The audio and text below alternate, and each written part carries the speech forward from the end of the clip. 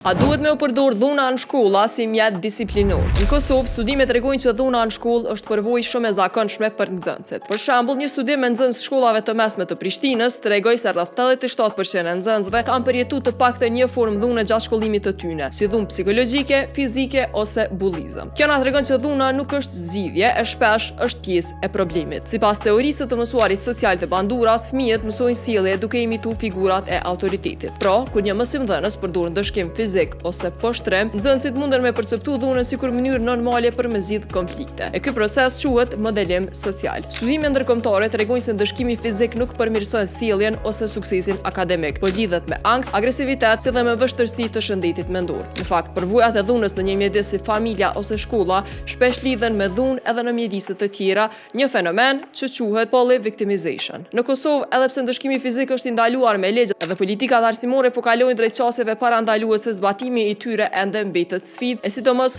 për shkak të mungesës së psikologëve shkollor dhe programeve të strukturuara të parandalimit. Pra, ideja që dhuna krijon disiplinë nuk mbështetet nga evidenca shkencore. Përkundrazi, shkolla që përdorin çësje më demokratike dhe respektuese, ku rregullat vendosen bashkë me nxënësit dhe ku komunikimi është prioritet, kanë më pak konflikt edhe kanë më shumë motivim për të mësuar.